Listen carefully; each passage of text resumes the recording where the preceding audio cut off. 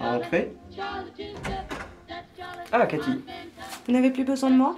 Comment ça, j'ai plus besoin de vous? Mais j'ai toujours besoin de vous. Et vous avez besoin de moi, vous aussi. Et vous savez pourquoi? Parce que nous sommes une équipe soudée. Parce que nous sommes complémentaires. Et c'est ce qui fait le charme de la relation entre un patron et un ouvrier. Entre un homme et une femme, entre un parapsychologue et un adulte. Oui, mais vous n'avez plus besoin de moi? Non, non, allez-y, Cathy, c'est bon. Bonsoir, monsieur. Bonne soirée. Bonsoir, monsieur Kaufmann. J'adore quand elle dit Monsieur Kaufmann. C'est bien ce que je pensais. Quoi? T'es complètement égocentrique. Je suis pas égocentrique. Tiens, tu vois, tu parles encore de toi. Spralik à l'appareil, j'écoute. Si ça m'intéresse des cours de cha-cha-cha. Vous trouvez pas que c'est déjà assez dur comme ça à prononcer? Mais inquiétez pas, je vais demander à mon coéquipier.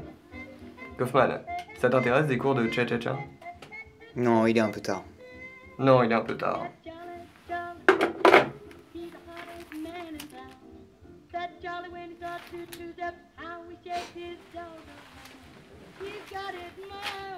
Tu sais que ça fait 20 ans que j'ai la même coupe de cheveux. 20 ans. C'est plus une coupe de cheveux, c'est un site historique. Tiens, en parlant de site historique, tu savais que notre voisine du 3e... Ça vous dérange pas de me couper la parole? Spradlik, c'est l'inspecteur. J'ai une enquête pour vous à Kaufmann. Ramenez vos sales gueules chez moi dans 1 heure, je vous expliquerai de quoi il retourne. Mais je vous préviens, c'est une sale affaire. Mais c'est pas grave, on vous réclamera une prime de risque. Écoutez, on verra ça plus tard. Sortez les cigarettes et le cognac, on arrive. Alors, inspecteur, quels sont vos malheurs? Parlez-nous sans peur. Que dit votre cœur? Très joli poème, les filles, mais c'est pas de la dentelle qui va aider ma cliente. Enfin, votre cliente. Elle s'appelle Lisa Debout. C'est la femme du grand physicien Théodore Debout. Non. Ah si? Ah si? Non, debout. Mais restez assis. Bah, il faudra savoir. Comme je le disais, c'est la femme de Théodore Debout. Lisa n'a plus de nouvelles de son mari depuis 24 heures. Pour comprendre ce qui s'est passé, nous devons faire un petit voyage temporel vers le passé. Nous sommes alors le mardi 6 juillet. La petite fille de Lisa et de Théodore se fait kidnapper. Les ravisseurs demandent une rançon de 25 briques et fixent rendez-vous à Théodore pour le lendemain à minuit. Nous sommes maintenant le mercredi 7 juillet. Théodore va tôt le matin à la banque chercher les 25 briques et il part de chez lui à 11 h le soir. Depuis, Lisa n'a revu ni sa fille, ni son mari. Voici votre cliente. Ah oui, tout de même. Fais voir. Mais oui, c'est ça. Quoi? Je viens de me souvenir pourquoi je fais ce boulot. Dites, on est vraiment obligé de le retrouver, son mari? Tout dépend si vous êtes vraiment obligé de manger à votre faim. Je vous rappelle que c'est votre première enquête depuis pas mal de semaines. Et elle avait pas l'intention de divorcer par hasard? Non, c'est pas son genre. Justement, si c'est pas son genre, elle devra le quitter. Vous avez raison, j'appellerai son avocat. Et où elle habite, cette chère Lisa? 12 rue de Bucky. D'ailleurs, vous avez rendez-vous chez elle demain, à 14 h. Bien.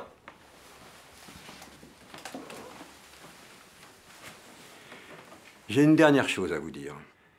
Je compte sur vous, Spradlik. Vous êtes notre seul espoir. Une autre défaite comme Islandwana et nous serions contraints de mettre à feu et à sang toute l'Afrique du Sud. C'est l'honneur de l'Empire britannique qui est en jeu. Inspecteur, je ne pars pas en guerre contre les Zoulous. Ah bon, pourquoi vous avez peur, Mauviette? Vous traitez de Mauviette un homme qui n'a jamais eu peur de frapper une femme. Ne confondez pas le courage et le bon sens. Promis, je recommencerai plus. Bonne nuit. Adios, gringo. Et n'hésitez pas à tirer dans le tas, les gars. Alors? T'as une théorie? Je sais pas. Je trouve ça un peu louche. Quel genre de louche? Je sais pas. Dans le genre un peu flou. C'est un peu vague. C'est bien pour ça que cette affaire est louche. En tout cas, tout ça est bien obscur. Ouais.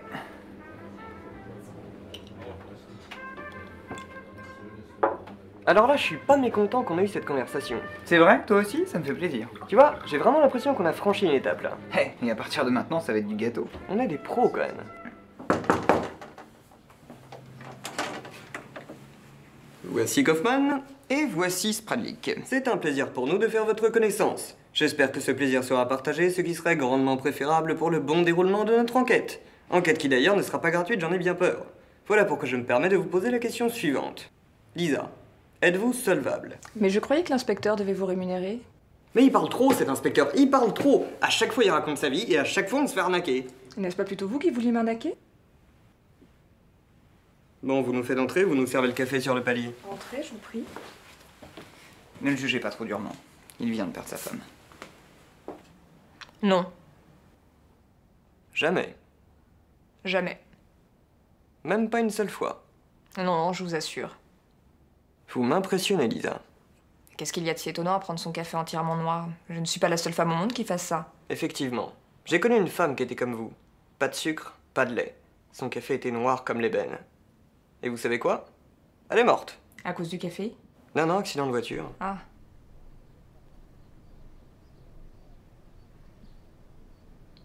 Et si vous me posiez des questions pour faire avancer l'enquête? Ah oui, on peut faire ça. Kaufman, si t'as des questions? Vous êtes libre samedi soir? Un instant. Kaufman, je sais ce que tu ressens, elle est très belle, son art est absent, mais là c'est pas le moment. Alors essaie de trouver une question un peu plus pertinente. Ok? Ok, je fais ci. Lisa, avez-vous une quelconque idée de qui aurait pu kidnapper votre fille? Voilà, c'est une bonne question, ça. Sincèrement, je n'en sais rien, nous n'avions pas d'ennemis. Les succès professionnels de votre mari n'auraient-ils pas pu susciter une quelconque jalousie parmi ses collègues? Mais il est en pleine forme aujourd'hui. Sincèrement, je ne pense pas que ses collègues auraient kidnappé ma fille par simple jalousie professionnelle. Lisa, ça fait 2 fois que vous dites sincèrement. Sincèrement, je crois qu'on a compris que vous étiez sincère. Faites pas attention à lui. Où les ravisseurs de votre fille avaient-ils donné rendez-vous à Théodore? Devant l'usine désaffectée du boulevard Masséna. Dans quel arrondissement? Le 13e? Pas de chance pour vous, Lisa. Il n'y a pas de boulevard Masséna dans le 13e. D'ailleurs, le 13e n'a jamais existé. Et vous n'êtes pas la femme de Théodore Debout, vous êtes sa maîtresse. Alors cessez de mentir et racontez-nous comment vous l'avez tué. Mais qu'est-ce que vous racontez? Absolument n'importe quoi. C'était un test psychologique et vous l'avez brillamment réussi. Mais il est complètement débile, votre copain. C'est pas mon copain, c'est mon personnage. Pardon? Spradlik n'est pas un homme. Pour être un homme, il faut au moins essayer. Non, non, ce que je veux dire, c'est que ce n'est pas un homme parce que c'est un personnage de roman. Barney Spradlik est le détective de mes romans policiers. Ah, parce que vous êtes écrivain. Alors si je comprends bien, vous êtes un personnage de roman et vous êtes le créateur de ce personnage. C'est exactement ça. Elle est rapide quand elle veut. Vous commencez à me faire peur. Pourquoi? Parce que si ce que vous dites est faux, je confie la vie de ma famille à deux rescapés de l'asile. Et si ce que vous dites est vrai, je confie la vie de ma famille à un personnage de roman. Mais et alors? Qu'est-ce que ça peut bien vous foutre que je sois un personnage de roman, un chien qui parle ou un homme tronc? L'essentiel, c'est que je suis un détective. Et sur qui vous pouvez compter.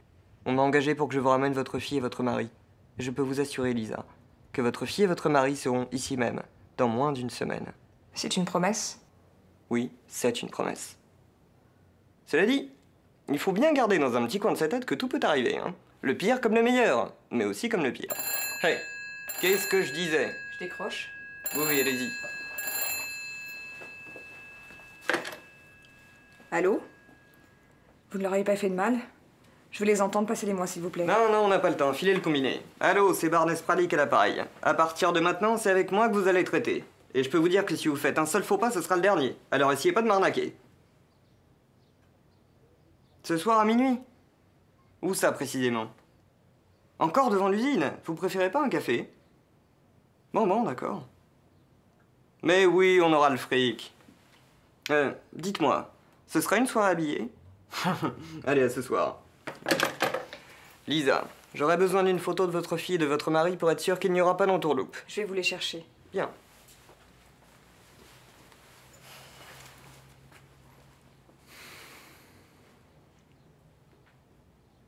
Qu'est-ce que t'en penses? Je pense qu'ils vont essayer de nous rouler. Tant qu'ils ne roulent pas dessus.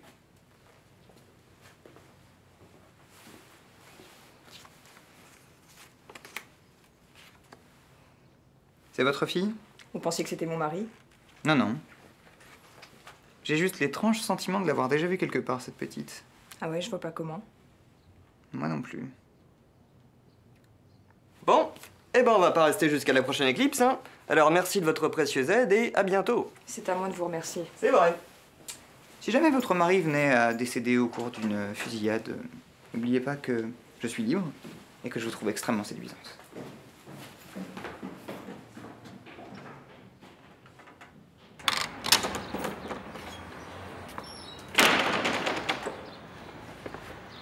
Collègue, j'ai besoin de ton avis pour être fixé. Tu la crois? J'ai des raisons de pas la croire? J'en sais rien. Y a rien qui t'a choqué? Si. Une femme comme ça devrait jamais se marier. Non, non, trouve autre chose. Ben... J'ai l'impression d'avoir déjà vu sa fille quelque part. Ah, et où est-ce que t'aurais pu la voir? J'en sais rien, moi. Et t'aurais pas pu la voir dans un centre aéré? Non, non, j'ai jamais fait de centre aéré. T'as jamais été animateur de colo? J'ai une tête à avoir fait des colos. Bon, d'accord. Et je sais pas, moi... T'aurais pas pu la croiser au cirque ou à Disneyland? Ça, c'est un piège pour savoir si je suis déjà allé à Disneyland. Ah, il se fait pas piéger comme ça, le Kaufman. Hein. Il est rapide comme l'éclair. Je te connais comme si je t'avais fait. D'ailleurs, c'est moi qui t'ai fait. Tiens, tu fais bien d'ouvrir ta gueule sur le sujet. Qu'est-ce que j'ai dit, là? Ne dis jamais à mes clientes que je suis un personnage de roman. Pourquoi?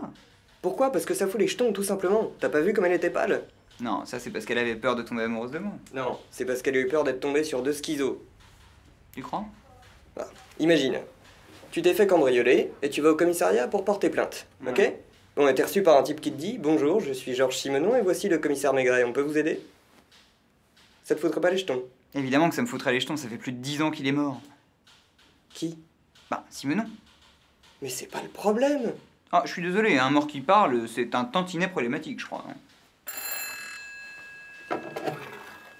Spradic, l'appareil, j'écoute. Si ça m'intéresse, des cours de claquettes. Pourquoi pas? J'ai toujours aimé trépigner. Des claquettes? C'est ça? Des cours de claquettes? Mais pourquoi j'y avais pas pensé plus tôt? Écoutez, on se rappelle, mon coéquipier fait une overdose. Tu te sens pas bien?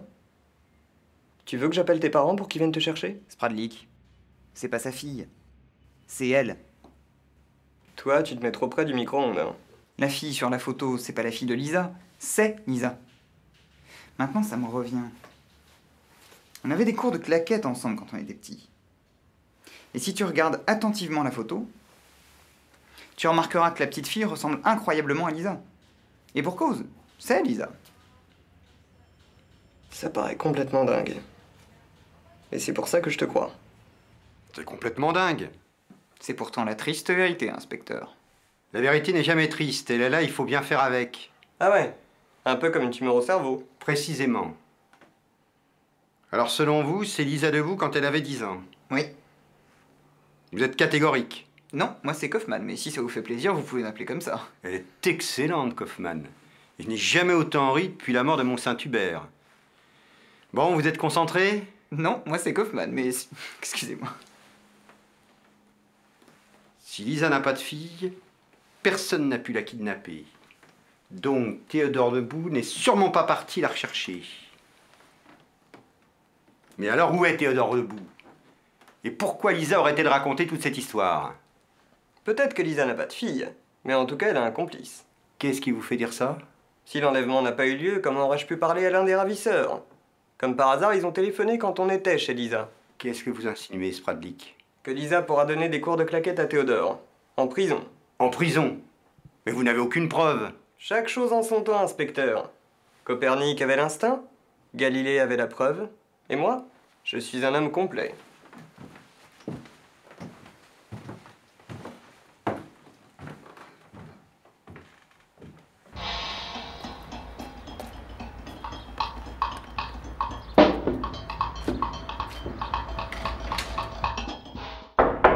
Lisa. Ouvrez la porte. Va falloir forcer la porte. Bon, t'as une épingle à cheveux? Bon, t'as une idée? Je parie que t'es bélier deuxième décan. Mais c'est désopilant, quel homme spirituel! Ouais. N'empêche que t'as cassé la porte. Faudra peut-être la réparer quand même. C'est ça, et puis tant que t'y es, tu veux pas laisser un mot sur le pare-brise? Quand même, c'est pas très sympa de lui laisser une porte cassée. Kaufman, on est détective, pas serrurier. Nous, on casse les portes et eux, ils les réparent. Faut pas tout mélanger, sinon c'est le chaos. Tu sais, la diversité des métiers est très importante pour conserver un bon équilibre économique. Et c'est avec ce genre de baratin que tu comptes séduire Cathy. Eh ben, c'est pas brillant. Hein. Kaufman, 50 pompes. 50? Non, non, 5 ans. Et qu'est-ce qu'on est censé faire maintenant? On fouille. Et qu'est-ce qu'on cherche? On saura ce qu'il fallait chercher dès qu'on l'aura trouvé. Dès qu'on aura trouvé quoi? Dès qu'on aura trouvé ce qu'il fallait chercher. C'est incroyable. Quoi? Ta capacité à faire croire que tu sais très bien ce que tu fais, alors que t'es complètement paumé comme n'importe qui. Ce que tu viens de décrire est très utile au poker. Et justement, nous sommes 2 as à la recherche d'un joker.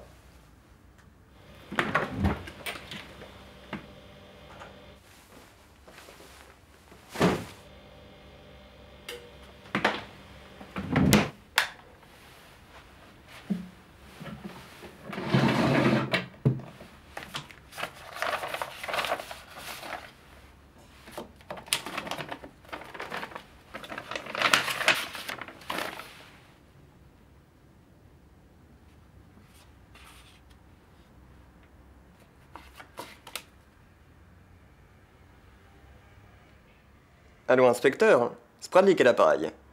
Dites-moi, quel est le nom de jeune fille de Lisa? Flanagan.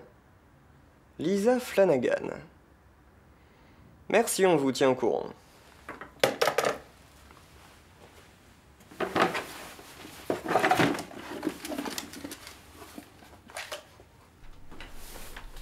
Arrête de chercher, j'ai trouvé.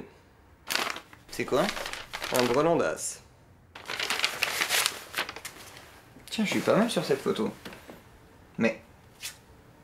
elle a fait une enquête sur nous? J'en ai bien peur, collègue. Mais pourquoi elle aurait fait ça?